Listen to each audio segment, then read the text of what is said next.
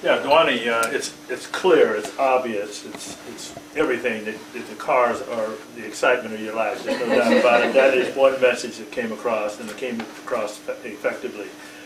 I think the one point that you, when you brought up, showed the map, you could have very easily have said, I drove this loop, but you didn't. You showed it, and I thought that was very, very effective, so that we get the idea that you just didn't take a ride around the block, that you really covered some distance. I was waiting for you to say somewhere along in here that I got a ticket going 100 miles an hour, but that didn't happen.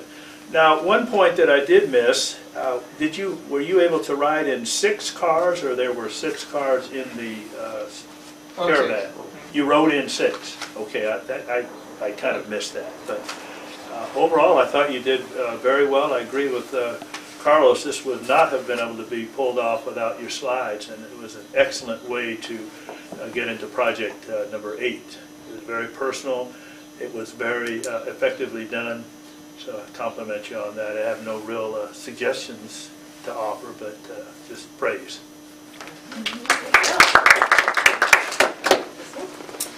I thought that you had an opportunity at the end to go back to the Hot Wheels and make some joke. Like, now I had to return to reality, and at least I had my Hot Wheel Ferrari in the car. You know, I thought, but your call to action was awesome, and I'm asking my husband, I'm giving this, I'm actually going to give it to him for his birthday for June. So, I mean, that was awesome. That was how persuasive you were.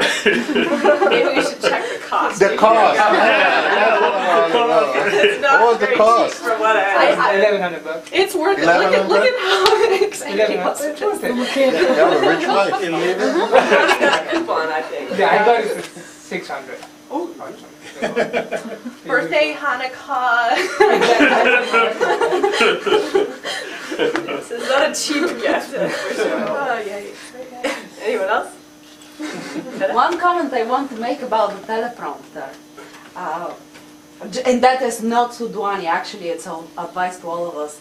I've given way too many presentations where there was no teleprompter, and I run into the room an hour before my presentation. I expect to have the sequence of my slides on a teleprompter, and I need in half an hour to learn the sequence in order to be able not to look.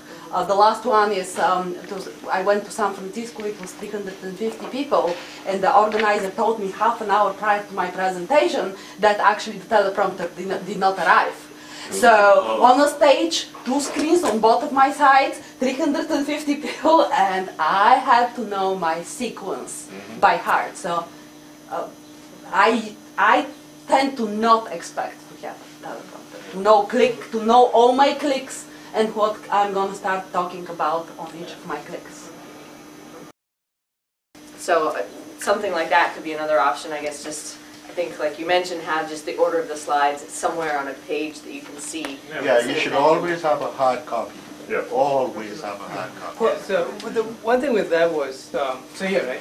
Yeah. But it wasn't personally visible. today, it was, I think the big challenge there was because you don't have your own slide shifter.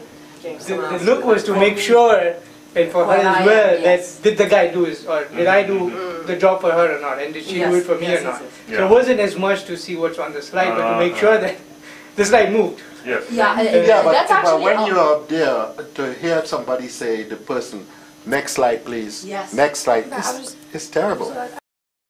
It is interesting though to compare, we had 2 speakers using the presentation to compare it with other presentations and slideshows we see, because it is a very common use of technology today, and it has its problems, but it can also be really powerful to add to the speech. What do you think about the 45-degree suggestion? I think that would make One sense. of our educational speakers did it, and I found it very powerful, because he could look at it, we could see it, it was aimed at the center of the room, and yet it was in the corner, so he had the stage. That's the way Because we of course usually the do trouble it. of putting in the middle is that then you walk dance into it. around it. Yeah. It's too small a room, yeah. That and the laptop somehow, that should be easy to squeeze in. Yeah. All right, well thank you everyone for all those tips for our speakers.